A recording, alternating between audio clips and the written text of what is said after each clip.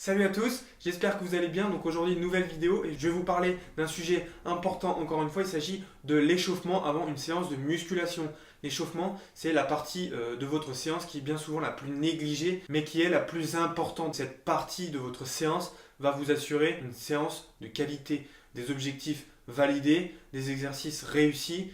Ça va vous éviter de vous blesser. En gros, ça va vous préparer à ce qui va arriver après. On peut tout simplement dire que c'est une transition entre un état de repos entre guillemets et un état où on va être actif et super actif en musculation, où on va être vraiment sur un état de tension maximale sur nos exercices. Je pense que vous avez déjà tous vu un match de foot à la télé. Si c'est pas le cas, regardez-en un et vous verrez que les athlètes, avant de rentrer sur le terrain, ils font une séance d'échauffement. Ils sortent pas du banc comme ça, de leur couverture, et bim, ils vont sur le terrain à froid. Donc ça, c'est claquage assuré. Donc vous les voyez s'échauffer pendant 15-20 minutes avant de rentrer sur le terrain. Preuve que quand on recherche de la performance, il faut se préparer avant d'effectuer cette performance. Je vais donc vous expliquer comment vous devez vous échauffer afin de performer au mieux et de diminuer les risques de blessures. Donc déjà, il faut rappeler que la fonction première de nos articulations, c'est de bouger. Donc une articulation, il y a des degrés de liberté, ça sert à effectuer des mouvements. Donc il est évident que avant une séance d'entraînement, la première chose à faire, c'est bouger vos articulations. Donc il va s'agir de bouger vos articulations dans tous les sens. Je referai une vidéo si ça vous intéresse pour vous faire voir ce qu'il faut faire dans la pratique. Ça va plus peut-être vous parler. En tout cas, le premier point important d'un échauffement, c'est l'échauffement articulaire. Donc bouger ces articulations dans tous les sens. Pour monter en température, ces articulations, je vous rappelle que dans les grosses articulations, on a ce qu'on appelle de la synovie. On a une poche synoviale et à l'intérieur, c'est comme une espèce de graisse.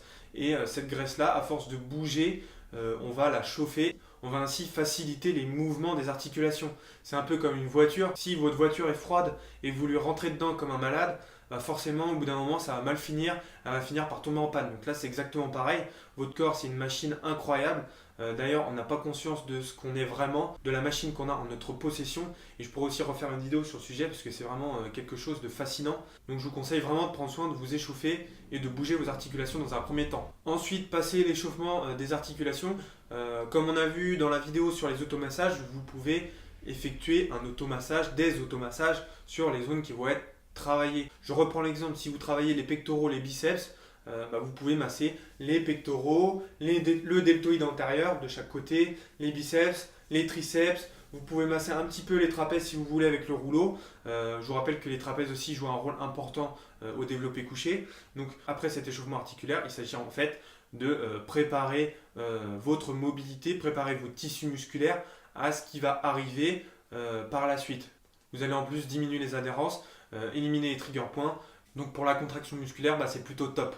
Une fois que vous avez fini vos automassages, vous pouvez faire des exercices spécifiques de mobilité. Donc pareil, il y a plusieurs exercices spécifiques qui existent en fonction de la séance que vous allez faire. Je pourrais aussi faire des vidéos là-dessus si ça vous intéresse. Si ça vous intéresse, n'hésitez pas à laisser vos commentaires sous la vidéo. Je verrai pour faire une vidéo et pour vous montrer tout ça. Et avant de rentrer dans le vif du sujet, vous devrez faire un échauffement local. Si vous travaillez les pectoraux et les biceps, vous pourrez faire du curl à la barre, une ou deux séries de 20. Ensuite, vous pourrez faire de l'extension nuque, une série de 20 aussi. Vous pourrez faire un petit peu de développé militaire avec un poids tout simplement, une série de 20 léger. Le tout, c'est de vous préparer musculairement à l'échauffement qui va arriver par la suite et dont je vais vous parler tout de suite. Une fois que vous avez fait votre échauffement articulaire, vos automassages, votre échauffement local en effectuant des exercices ciblés sur chaque partie que vous allez travailler, vous allez effectuer l'échauffement à proprement parler du premier exercice. Donc là, il va s'agir de monter en gamme tranquillement. Si vous faites du développé couché et que vous entraînez à 80 kg, vous n'allez pas mettre 80 kg tout de suite sur la barre. Là, vous allez vous flinguer, c'est sûr et certain. Ne faites surtout pas ça. Vous allez donc devoir commencer par faire des séries assez longues et légères sur l'exercice en question. Je reviens sur le développé couché. Vous pouvez commencer par faire une série de 20 répétitions barre à vide. Donc si la barre fait 20 kg, vous faites 20 répétitions à 20 kg. Ensuite, vous prenez 1 minute 30 de récupération, 2 minutes de récupération. Puis vous pouvez faire 8 répétitions à 40 kg. Vous prenez encore 2 minutes de récupération. Puis là, vous allez mettre 70 kg sur la barre. Vous allez faire 3 répétitions. Vous allez reprendre 2 minutes de récup. Et pour finir, vous allez faire une répétition à votre poids d'entraînement, c'est-à-dire à 80 kg. Vous allez faire une répétition et vous allez prendre 2-3 minutes avant de démarrer vos séries. Donc là, on voit que l'échauffement a été de qualité. Vous êtes vraiment prêt.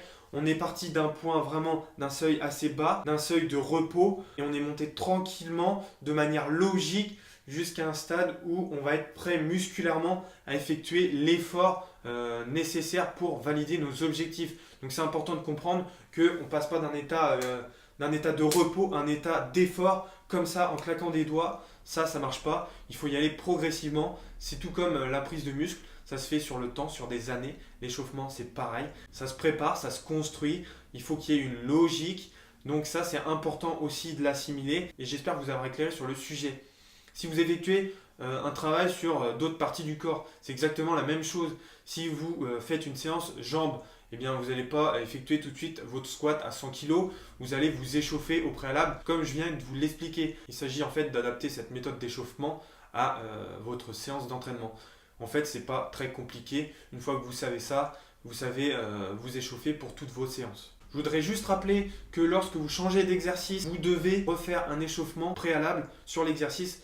Comme ce que vous avez fait lors du développé couché, vous avez commencé par faire 20 répétitions légers et vous êtes allé jusqu'à une répétition à votre poids d'entraînement. Et bien là, ça va être pareil. Lorsque vous changez d'exercice et que votre exercice est complètement différent, ou alors que l'exercice est différent dans sa configuration lors du mouvement, et bien là, ça va être intéressant de refaire une montée en gamme progressive. Par exemple, si après votre développé couché, vous faites des dips, buste penché, là je vous conseille fortement de monter en gamme sur l'échauffement des dips, puisque si vous commencez à faire des dips à 50 kg lestés, ça ne va pas être une très bonne idée pour vos articulations. Donc commencez par faire des dips à vide, des dips à 10 kg, 20 kg, 30 kg, 40, 50 et après vous démarrez votre séance. Mais ne passez pas d'un état zéro à un état plein pot comme ça va être une très mauvaise idée. J'espère vous avoir éclairé sur l'échauffement et que vous prendrez conscience qu'il est important de s'échauffer correctement pour progresser et surtout pour durer en musculation, pour ne pas se blesser. Si vous avez des questions, n'hésitez pas à les laisser en dessous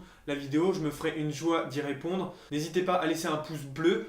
Ça m'encourage toujours à faire des vidéos, à vous transmettre des connaissances. Vous pouvez également vous abonner à ma chaîne YouTube pour avoir toutes les vidéos que je publierai. Je vous mets toutes les informations concernant mes réseaux sociaux et mon site internet à la fin de la vidéo. Sur ce, moi je vous dis à la prochaine et surtout échauffez-vous bien. Salut à tous!